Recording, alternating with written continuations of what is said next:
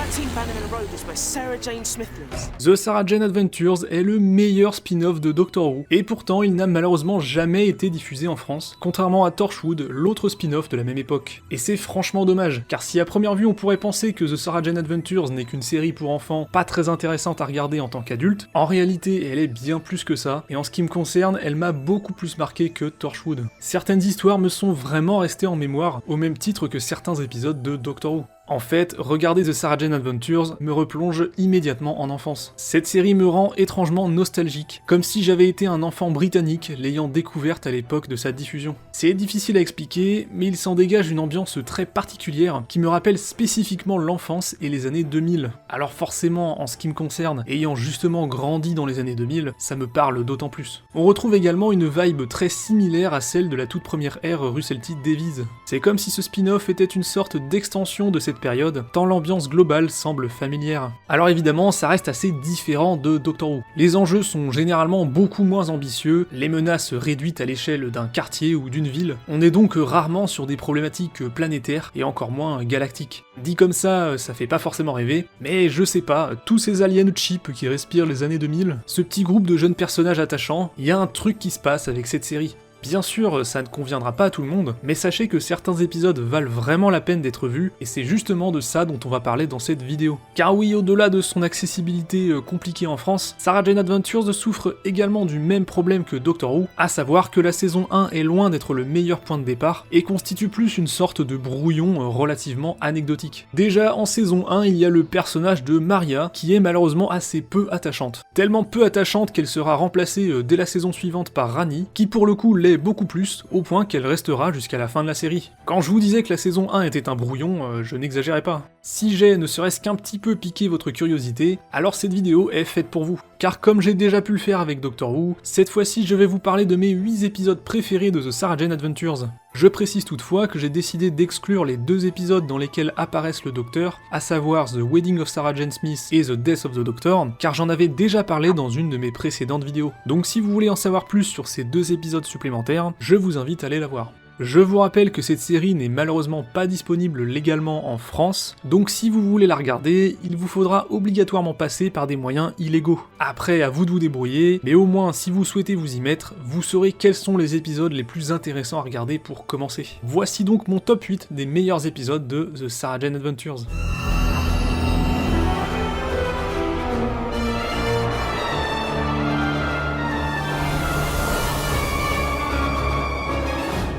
La première entrée de ce classement est justement un très bon exemple de ce qu'est un épisode typique de The Sarah Jane Adventures. The Mark of Berserker commence dans l'école de Rani, Clyde et Luke, qui sont donc les personnages principaux de cette série. Un beau jour, un élève au comportement étrange se révélera posséder un pendentif octroyant la capacité de contrôler les gens. Parallèlement à ça, le père de Clyde, qui avait abandonné sa famille 5 ans plus tôt, réapparaît subitement du jour au lendemain, et ce qui devait arriver arriva, il finit par prendre possession du pendentif alien, devenant par conséquent un danger pour lui-même et pour son propre fils. Comme je le disais plus tôt, cet épisode d'apparence anodine est un bon exemple de ce qu'est la série en règle générale. Le postulat de départ est plutôt classique, mais devient assez rapidement vecteur d'un tout autre sujet, à savoir l'abandon d'un parent à travers, vous l'aurez compris, le personnage de Clyde. Car oui, malgré son statut de série pour enfants, The Sarah Jane Adventures n'hésite pas à aborder des sujets sérieux, voire même parfois assez durs, comme on le verra par la suite. Cette vision de la série pour enfants qui se veut bien plus intelligente et mature que beaucoup d'autres programmes visant la même audience, on la doit à ce bon vieux Russell T Davies, créateur et producteur de The Sarah Jane Adventures. Et si ce premier exemple peut paraître un peu simpliste, je tiens à préciser que les épisodes que je vous présente ici sont classés par ordre croissant en fonction de mon appréciation personnelle. En d'autres termes, le meilleur est à venir.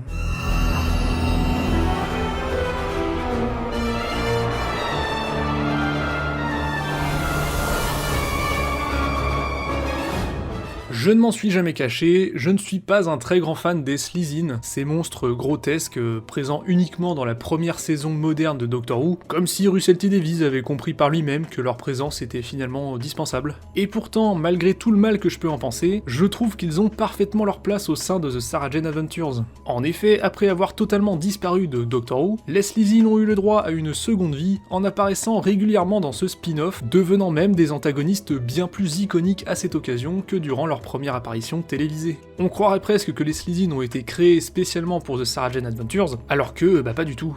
En fait, je pense que leur aspect grotesque évoqué plus tôt, et surtout leur obsession pour l'épée, semble beaucoup plus approprié dans une série destinée à un jeune public. Bon, ça reste toujours des créatures franchement ridicules, mais à la différence de Doctor Who, ici c'est pas si grave si on les prend pas au sérieux, car les enjeux seront souvent moins grandiloquents. Et puis je sais pas, leur apparence d'aliens colorés en costume plastique correspond tellement à l'ambiance globale de la série, dont l'aspect carton-pâte est encore plus présent et assumé que dans Doctor Who. Ceci dit, dans le cas de The Gift, je triche un peu puisqu'il est question non pas de Slezine, mais de Blazerine, qui sont ni plus ni moins que des Slezine, mais en orange. Voilà, donc c'est littéralement un color swap. Ah oui, et l'autre différence majeure quand même, c'est que eux ils sont gentils, offrant même un cadeau à Sarah Jane et ses amis, une plante capable de résoudre définitivement la faim dans le monde. Du moins, c'est ce qu'ils essaient de faire croire. Parce que, évidemment, tout ça n'est rien de moins qu'un plan maléfique visant à anéantir l'humanité tout entière. À peine arrivée sur Terre, cette plante commencera à libérer des particules toxiques affectant les êtres humains, en plus de lui permettre de se multiplier un peu partout sur la planète. La menace est donc cette fois bien réelle. The Gift est une chouette petite aventure qui prouve une fois de plus que, peu importe ta couleur, si t'es méchant, bah t'es méchant.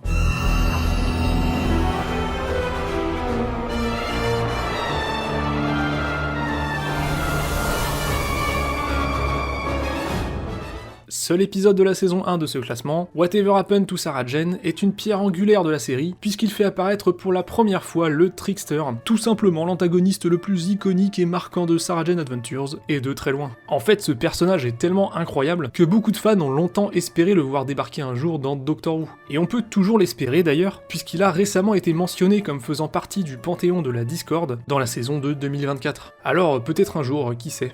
Alors le Trickster, c'est quoi? C'est une entité capable de changer le cours du temps en offrant une seconde chance à des individus sur le point de mourir. Dit comme ça, on pourrait penser que c'est un bienfaiteur, mais en fait pas du tout, puisque son but est de semer le chaos en altérant le cours du temps. Par exemple, dans ce premier épisode de la trilogie du Trickster, Sarah Jane n'existe plus et semble avoir été remplacée par une dénommée Andrea Yates. En réalité, Andrea est une amie d'enfance de Sarah Jane qui décédera tragiquement dans les années 60. C'est donc ce moment que le Trickster a choisi pour intervenir et intervertir les deux jeunes filles au moment du drame. Et c'est pour ça qu'un beau jour, Andrea Yates a remplacé Sarah Jane Smith. Mais bien évidemment, cette altération temporelle ne sera pas sans conséquences. Et à nouveau, on constate que la série ne s'interdit pas certains sujets sérieux, voire sensibles tels que le décès. Et oui, The Sarah Jane Adventures est parfois beaucoup moins enfantin qu'on pourrait le croire.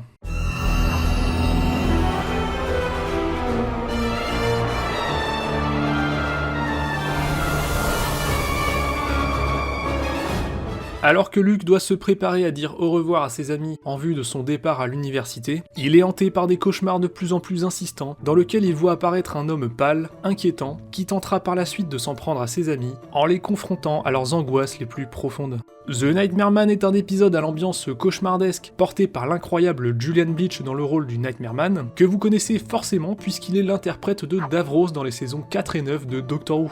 Ici, Julian Bleach incarne un personnage aussi fascinant qu'effrayant, ce qui me fait dire d'ailleurs que, mine de rien, entre ça et le Trickster, les gamins anglais qui regardaient cette série devaient collectionner les traumas.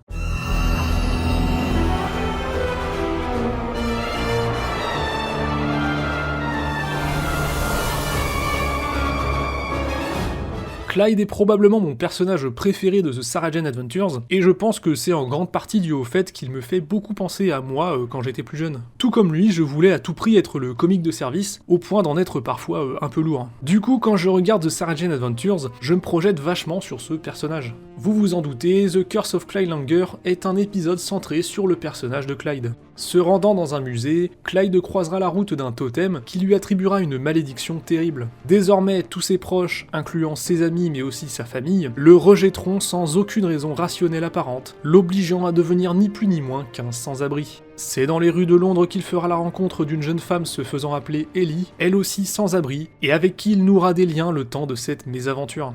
Pour l'anecdote, si ça vous parle, la jeune Ellie est jouée par Lily Loveless, que j'ai personnellement connue dans la série Skins, dans laquelle elle y incarnait Naomi. Étant très fan de cette série, ça m'a fait plaisir de la retrouver ici, surtout qu'elle a malheureusement pas eu une très grande carrière depuis. Voilà, donc si comme moi vous êtes un fan de Skins, au moins vous savez. Vous l'aurez sûrement remarqué, ce scénario présente quelques similitudes avec l'épisode 73 Yards de Doctor Who, même si en réalité, malgré un point de départ similaire, les deux propositions prennent finalement des chemins assez différents. C'est un épisode plutôt marquant, car là encore la série ose aborder certains sujets sérieux, ici en l'occurrence la question des sans-abri.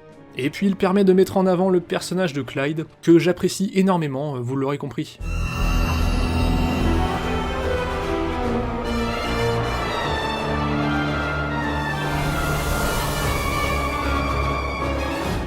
Un beau jour, comme ça, sans prévenir, Clyde et Rani se retrouvent complètement seuls sur Terre. Personne, plus aucun être humain ne semble peupler cette planète, jusqu'à ce que nos héros croisent la route d'un jeune garçon, puis de deux robots. Mais alors, qu'est-ce qui s'est passé, et que viennent faire ces robots sur Terre ? Eh bien, c'est le mystère que nos protagonistes vont devoir résoudre. The Empty Planet est un épisode écrit par Gareth Roberts, et même si c'est assez terrible à dire puisqu'il a depuis été évincé à cause de ses propos problématiques, Gareth Roberts c'est clairement le Steven Moffat de ce spin-off, dans le sens où c'est lui qui a écrit les épisodes les plus marquants. Vous vous rappelez du Trickster, l'antagoniste le plus emblématique de la série ? Eh bien à la base c'est une création de Gareth Roberts. Je ne comprendrai jamais pourquoi, à l'inverse, son travail sur Doctor Who n'a jamais été vraiment mémorable, mais en tout cas sur The Sarah Jane Adventures, il faut avouer qu'il a été particulièrement brillant. Car au-delà du concept ou des robots colorés que je trouve très stylés, c'est un épisode qui me rappelle pas mal le Night Terror dans Doctor Who, mais en beaucoup mieux, car cette fois-ci c'est pas écrit par Mark Gatiss. Mais vous comprendrez le rapport une fois arrivé à la résolution, que je ne vous dévoilerai pas ici.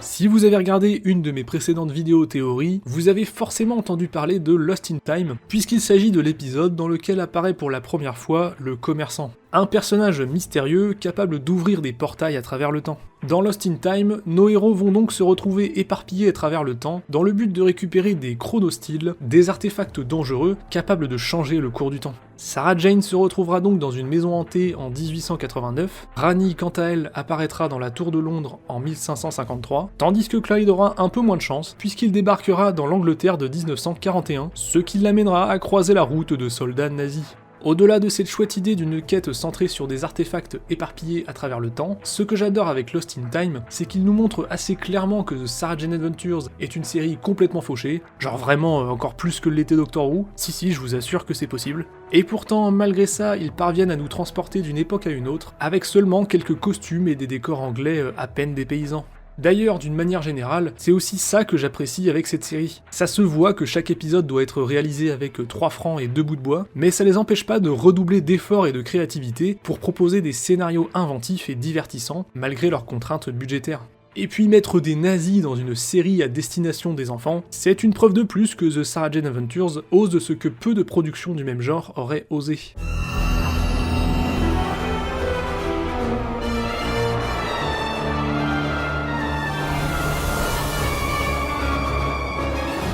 Et on en arrive donc à ce que je considère comme le meilleur épisode de The Sarah Jane Adventures, et il s'agit de The Temptation of Sarah Jane Smith. Alors que Sarah Jane ramène un jeune garçon dans sa temporalité d'origine, elle découvre un portail menant au lieu et à l'époque exacte durant laquelle ses parents ont tragiquement perdu la vie. N'ayant jamais vraiment connu ses parents, la tentation de les revoir et surtout de les sauver en sera d'autant plus insurmontable. Mais évidemment, comme on pouvait s'en douter, la présence de ce portail était tout sauf un hasard, et celui qui était derrière tout ça n'est autre que le Trickster.